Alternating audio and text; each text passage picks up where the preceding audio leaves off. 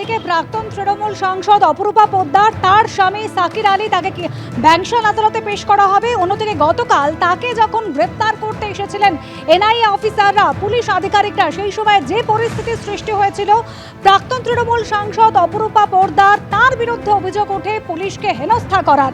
স্বামীকে গ্রেপ্তারের সময় পুলিশকে হেনস্থার অভিযোগে প্রাক্তন তৃণমূল সাংসদ অপরূপা পোদ্দার, তার বিরুদ্ধে অভিযোগ ওঠে হেনস্থার। পুলিশের সঙ্গে বচসা হয়, হেনস্থা করা হয় এবং কার্যত পুলিশকে তিনি ধাক্কা দিয়েছেন, এরকম অভিযোগ উঠেছে। আর এরপর তাকে শ্রীরামপুর থানায় আজ ডেকে পাঠানো হয়েছে।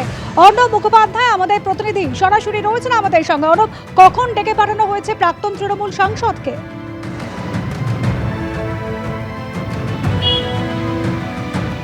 দেখো, প্রাক্তন তৃণমূল সাংসদ অপরূপা পোদ্দার, তাকে এই শ্রীরামপুর থানা, আমরা রয়েছি শ্রীরামপুর থানায়, তাকে ডেকে পাঠানো হয়েছে। বেলা 12টা নাগাদ তার আসার কথা রয়েছে।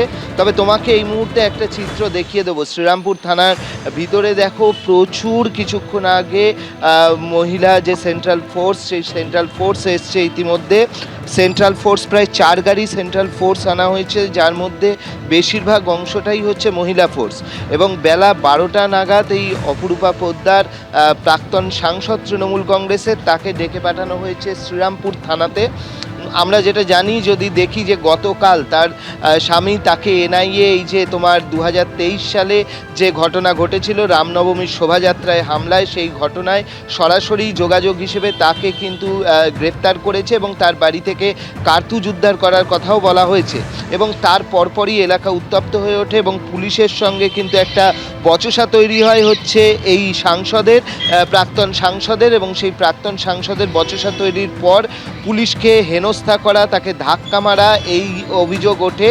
এবং তারই পরিপ্রেক্ষিতে স্বতঃপ্রণোদিত হয়ে পুলিশ একটি মামলা রুজু করে, যার পরিপ্রেক্ষিতে আজকে অপরূপা পোদ্দার, তাকে শ্রীরামপুর থানাতে ডাকা হয়েছে এবং বেলা 12টার সময় আসতে বলা হয়েছে। এখন তিনি আসবেন কি আসবেন না, তাকে ডাকা হয়েছে এটা ঠিক, তিনি আসবেন কি আসবেন না এখনও সেটা পরিষ্কার নয়। তিনি এখনও কিন্তু পরিষ্কার করেননি যে তিনি আসবেন কি আসবেন না। কিন্তু যেটা একটু আগে আমরা দেখলাম যে প্রচুর সেন্ট্রাল ফোর্স এবং মহিলা ফোর্স প্রচুর পরিমাণে এই মুহূর্তে শ্রীরামপুর থানায় এসেছে এবং তারা কিন্তু এখানেই রয়েছে। গতকাল যেরকম একটা পরিস্থিতি হয়েছিল রিষড়াতে, সেই রিষড়াতে আমরা দেখেছিলাম যে যারা হচ্ছে এই তোমার অপরূপা পোদ্দারের স্বামীর যারা অনুগামী রয়েছেন, তারা সেখানে বিক্ষোভ দেখান এবং তাদের সঙ্গে রীতিমতো বাগে আনতে পুলিশকে কিন্তু রীতিমতো হিমশিম খেতে হয়। এবং সেই জায়গা থেকে আজকে প্রচুর পরিমাণে সেন্ট্রাল ফোর্সও রাখা হয়েছে এবং সেই সঙ্গে অপরূপা পোদ্দারকে, তাকে ডাকা হয়েছে এক্স এমপি তৃণমূলের।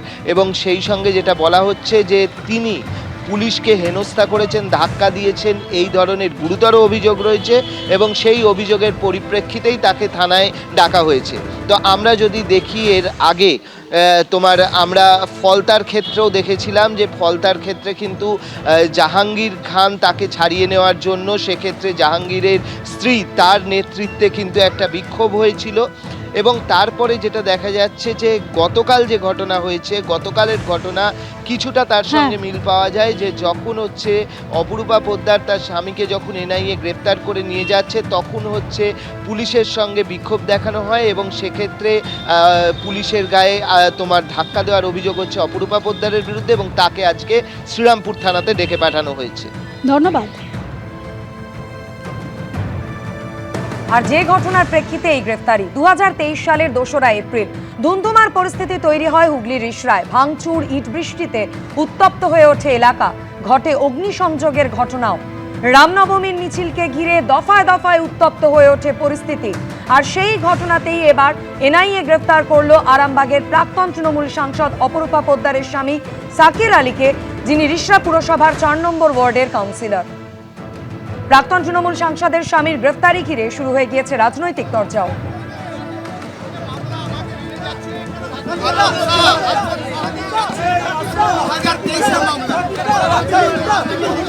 অপরূপা পোদ্দার পুরোদস্তুর মমতা বন্দ্যোপাধ্যায়ের উপর আস্থা রেখে দলটাকে পুনর্গঠনে আবার সমস্ত রকমভাবে কাজ করছেন, তার স্বামীকে গ্রেপ্তার করা হলো। তো পুরনো থিওরি কালীঘাটের, যখনই কোনো অপরাধ করে আর যখনই কোনো এজেন্সি তাদেরকে ডাকে, সঙ্গে সঙ্গে রাজনৈতিক প্রতিহিংসা, এই একটা যে শব্দ লাগাতার তো তৃণমূল করে এসছে।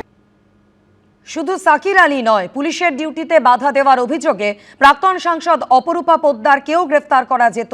ঘণ্টাখানেক সঙ্গে সমান অনুষ্ঠানে এসে মন্তব্য প্রাক্তন পুলিশ কর্তা সলিল ভট্টাচার্যর।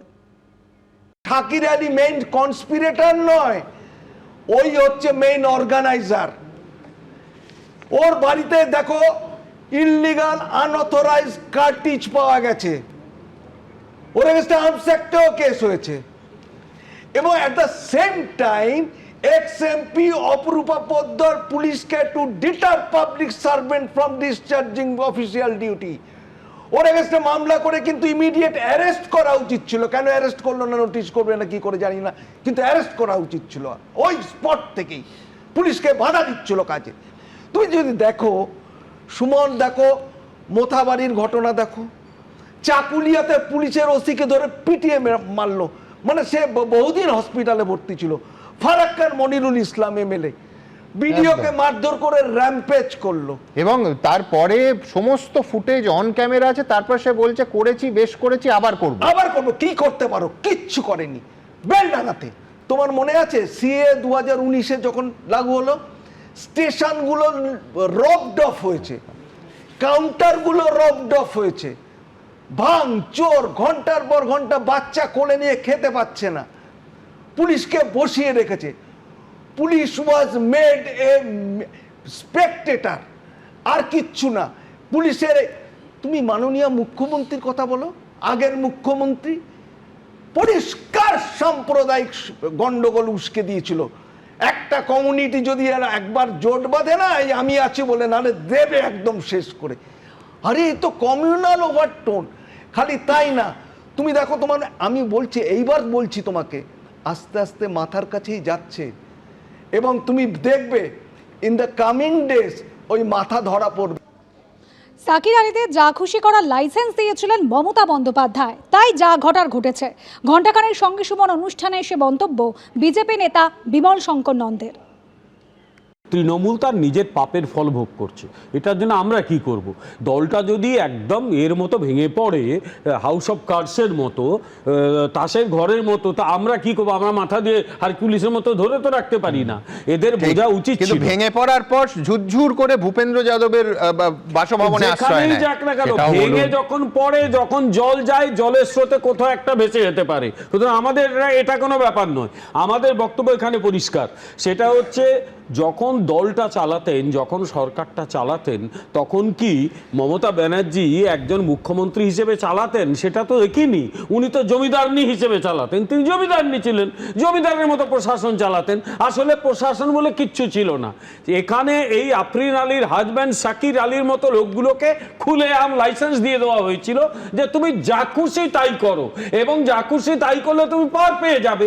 এবং তারপর একদম প্রকাশ্যে তৎকালীন মুখ্যমন্ত্রী তিনি বললেন যে কেন মসজিদের কাছে গিয়ে এই করবে, কেন রামনবমীতে অস্ত্র নেবে? আরে রামনবমীতে অস্ত্র নিয়ে যে মিছিল, সে আজকের মিছিল নয়, বহু পুরনো। হয়তো অস্ত্রের পরিমাণ বাড়তে কমতে পারে, কিন্তু রামনবমী মিছিল নিয়ে অস্ত্র আমি খড়গপুরে আমার ছোটবেলা থেকে দেখেছি। ওখানে রামনবমীর মিছিলে অস্ত্র নিয়ে ইয়ে হয়। আজ থেকেই শুরু হচ্ছে ভিভিজি রামজি প্রকল্প। 100 দিনের কাজের জায়গায় এবার থেকে 125 দিনের কাজ, যার ফলে উপকৃত হবেন 2,56,00,000 জব কার্ড হোল্ডার। ভিভিজি রামজি প্রকল্পে কেন্দ্র দেবে 60% টাকা আর রাজ্য দেবে 40% টাকা।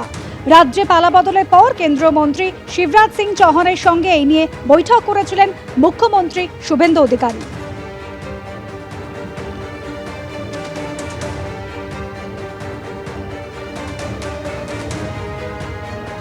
এবিপি আনন্দ, এগিয়ে থাকে, এগিয়ে রাখে।